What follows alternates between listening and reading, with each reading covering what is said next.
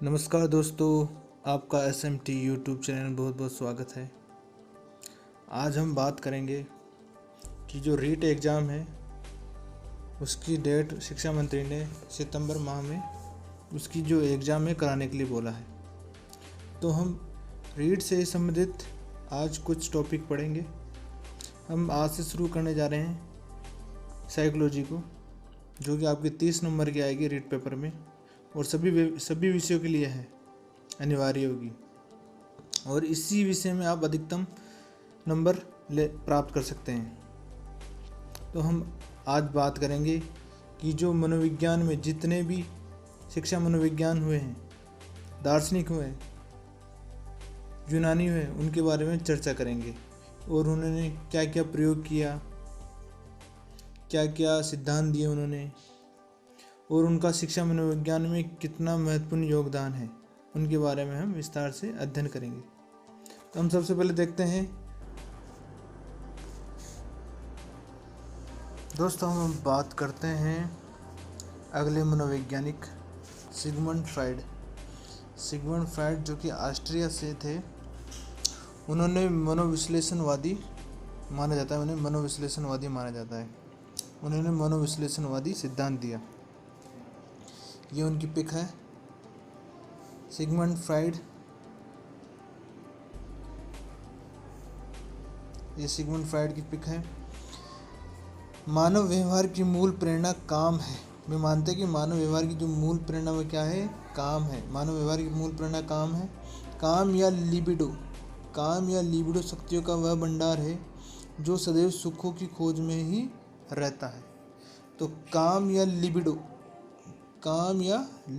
शक्तियों का वह भंडार है जो सदैव सुखों की खोज में ही रहता है। तो ये लिबिडो प्रवृत्ति भी आगे बढ़ने वाले हैं। एक सामान्य व्यक्ति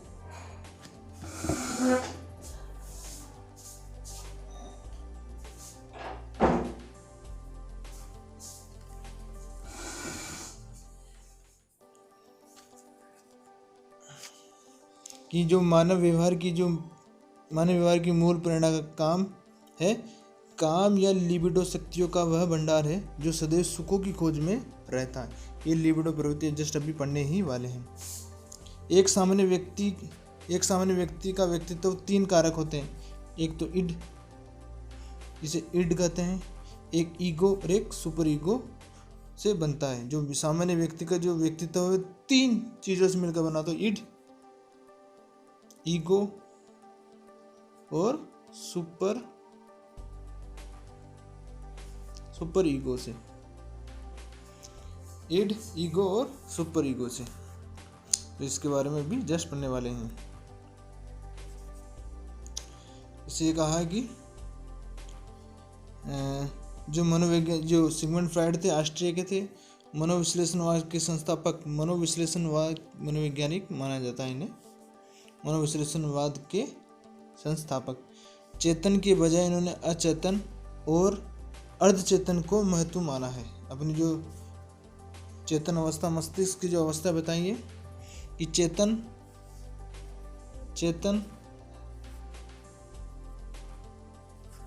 अर्धचेतन और चेतन, अर्धचेतन और अचेतन,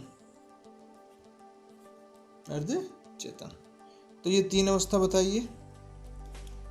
चेतन के बजाय उन्होंने किसको महत्व दिया है? अचेतन को और अर्धचेतन को। तो हम मान सकते हैं कि जैसे एक पात्र है,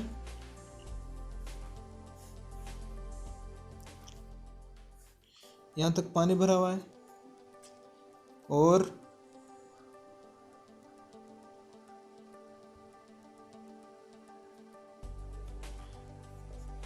और इसमें बर्फ है।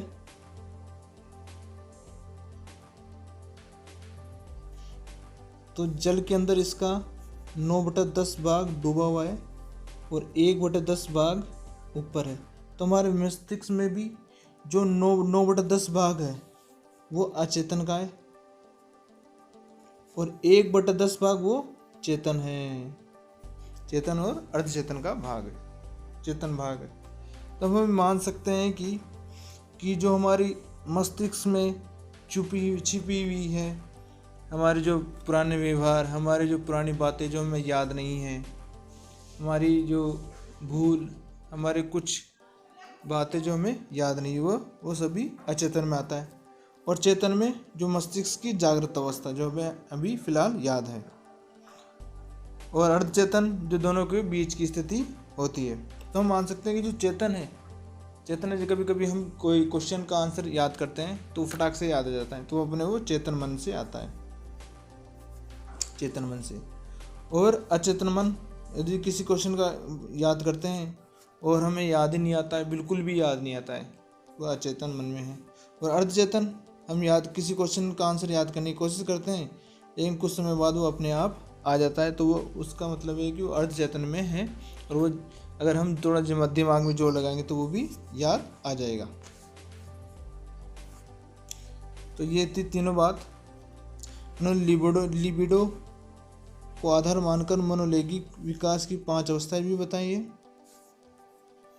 और ओडिपस और इलेक्ट्रा मनोग्रंथियों का भी उल्लेख किया है। उनकी जो प्रमुख रचनाएं the interpretation of dream, psycho analysis, the ego and the इदम, इनकी रचनाएं हैं, ईगो एंड द इदम, और psychology of the very day life, तो इनकी ये रचनाएं हैं 4।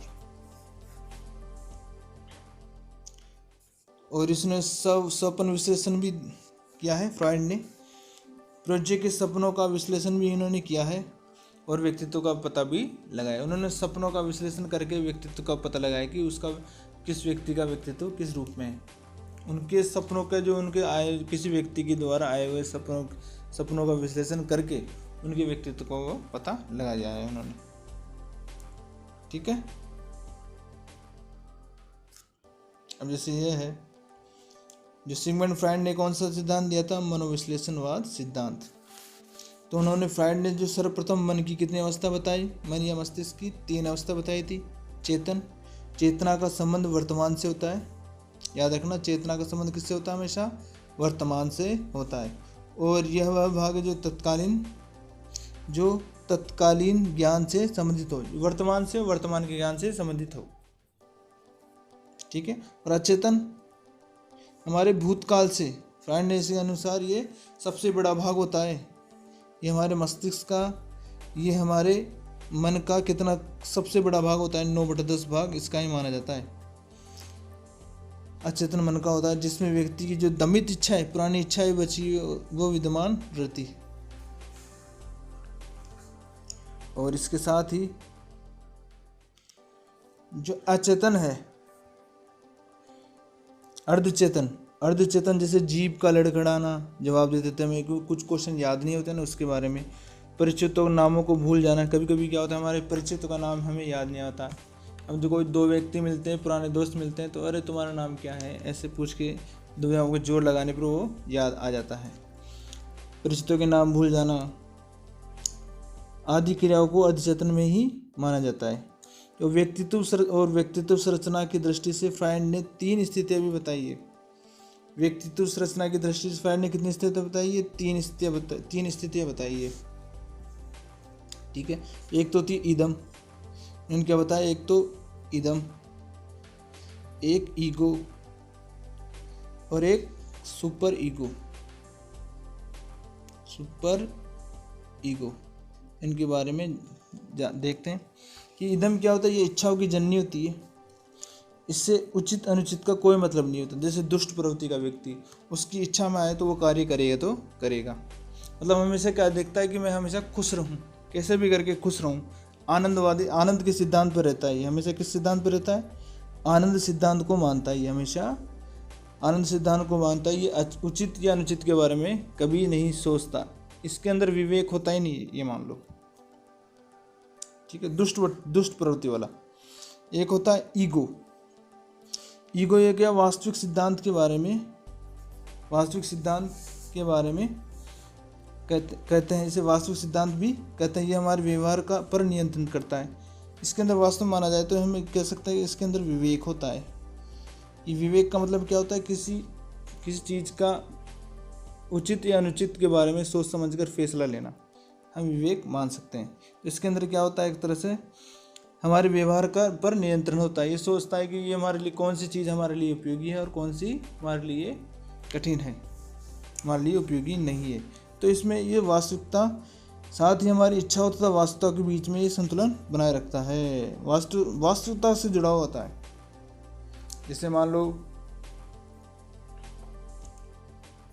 हम एक उदाहरण द्वारा समझ सकते हैं कि कोई व्यक्ति है, अगर वो चोरी करता है, अगर उसके पास ईगो है तो वो पहले 10 बार सोचेगा कि मुझे चोरी करना है, ये गलत चीज़ है, ये मुझे नहीं करनी चाहिए। तो वो एक वास्तव में धरातल में रहकर सोचता है वास्तविक रूप से कि मेरे लिए ये उपयोगी है कि नहीं, ये मेरे साथ, ये मेरे लिए गलत है कि नहीं है। और इदम में तो क्या होगा, वो हमेशा आनंद देखेगा। अगर उसके पास कुछ चीज़ें, अगर उसको कुछ चीज़ें चाहिए तो ज़रूर लेगा, भले से वो चोरी क्यों नहीं करे, क्योंकि वो इदम वाला सोच विचार नहीं करता। इदम वाला हमेशा आनंद के देखता है। और ईगो क्या होता है, वास्तविकता सिद्धांत से जुड़ा होता है, धरातल से जुड़ा होता है, वास्तविक सिद्धांत से जुड़ा होता है कि मेरे लिए क्या उपयोगी है और क्या नहीं है, मुझे क्या करना है और क्या नहीं करना है। परम हम क्या होता है, ये ईगो का भी सबसे शुद्ध रूप, बिल्कुल सबसे श्रेष्ठ रूप है। इसका विकास सबसे देर में होता है। इसे आदर्शवादी कहते हैं। हमेशा नैतिकता में लगाता है, बिल्कुल आध्यात्मिक होता है, हर चीज़ को ईश्वर से जोड़कर चलता है, ईश्वर के गुणों से जोड़कर चलता है। इसी के आधार व्यक्तित्व के अंदर पछतावे की भावना भी आती है। इसमें क्या होता है, बाद में पछतावे की भावना भी आती है। नैतिकता इसमें कूट कूट के भरी होती है, आदर्शवादी होता है, आध्यात्मिक होता है पूरा, ठीक है। और ईगो है ना, ईगो, जो ईगो है, ईगो वाली अवस्था इदम को और सुपर ईगो वाली अवस्था है, वह इदम को और सुपर ईगो को संतुलन करके चलती है। जो ईगो वाली अवस्था है वो इदम को और सुपर ईगो को संतुलित करते हुए चलती है। ईगो को हम कह सकते हैं, इसे मानसिक प्रवृत्ति भी माना जाता है। इसे कौन सी प्रवृत्ति माना जाता है, मानसिक प्रवृत्ति भी माना जाता है, मानसिक प्रवृत्ति भी माना जाता है। ये वास्तव में देखा जाए तो ईगो मानवीय प्रवृत्ति भी माना जाता है, मानवीय प्रवृत्ति भी इसे माना जाता है। ईगो को मानवीय प्रवृत्ति भी माना जाता है। इसके अलावा एक होता है परम हम, ये सुपर ईगो हो गया। अब फ्राइड ने क्या सिद्धांत के कुछ अन्य मुख्य प्रत्यय बताए, जैसे लिबिडो प्रवृत्ति, लिबिडो, ये सब व्यक्तियों में होती है लिबिडो प्रवृत्ति। ये किससे संबंधित है, काम शक्ति से, काम शक्ति से संबंधित है, काम शक्ति से है। व्यक्ति के सभी कार्य जिनमें उसे सुख मिलता है वो लिबिडो प्रवृत्ति से संबंधित है। जो उसे सुख मिले वो लिबिडो प्रवृत्ति से है, संबंधित है। और शेषव कामुकता, फ्राइड के अनुसार बच्चों में भी काम वासना पाई जाती है, लेकिन यह काम वासना किशोर अवस्था की काम वासना से भिन्न होती है। बच्चों में उन्होंने बताया कि जो सिगमंड फ्राइड है, उन्होंने बताया कि बच्चों में भी क्या पाई जाती है, काम वासना। बच्चों में क्या पाई जाती है, काम वासना। लेकिन ये काम वासना किशोरों की काम वासना से बिल्कुल अलग है, किशोरों की काम वासना से बिल्कुल अलग बताया गया है। एक होता है स्वमोह। कभी कभी बच्चा अपने ही रूप को मोहित होकर अपने आप से ही प्रेम करने लग जाता है। फ्राइड ने इसी क्या बताया, नार्सिज्म। एक अवस्था आता है जब बालक सारे दिन भर कांच को देखने में, अपने आप को सजने संवारने में, अपने आप को सारे दिन कांच देखने में लगा रहता है, कांच में अपनी तस्वीर को देखने में लगा रहता है और फिर देखता है वाह क्या लग रहा हूँ। तो इसे हम कह सकते हैं नार्सिज्म प्रवृत्ति, मतलब अपने ही रूप से मोहित होकर अपनी ही बढ़ाई करना, अपने ही रूप में मोहित हो जाना, अपने ही रूप से मोहित हो जाना। तो इससे क्या होता है, स्वमोह बोल सकते हैं, स्वमोह अर्थात नार्सिज्म, ठीक है। ये इसके अलावा है मूल प्रवृत्ति। सिगमंड फ्राइड ने मूल प्रवृत्तियाँ बताई है, और वो कितनी दो मूल प्रवृत्ति बताई है। एक तो जीवन मूल प्रवृत्ति और एक मृत्यु मूल प्रवृत्ति। सिगमंड फ्राइड ने दो मूल प्रवृत्ति बताई, एक तो जीवन मूल प्रवृत्ति, एक मृत्यु मूल प्रवृत्ति। और इसके अलावा कुछ शब्द उन्होंने और बताइए। ओडिपस, एक तो थी ओडिपस। ओडिपस ओडिपस क्या होता है कि बालक का पिता की तुलना पे अपने माता से प्रेम ज़्यादा करता है। वो मतलब अपनी माता से की प्रति ज़्यादा आकर्षित होता है। ओडिपस के अंदर बालक पिता की उपेक्षा माता के प्रति आकर्षित या माता से प्रेम करना। ठीक है, कि ओडिपस क्या होता है, जो बालक है, ये ओडिपस बालकों में पाई जाती है। बालक ओडिपस ग्रंथि है, जो ओडिपस है जो बालक क्या होता है, अपने पिता की उपेक्षा माता के प्रति ज़्यादा आकर्षित होता है या फिर माता से ज़्यादा प्रेम करता है।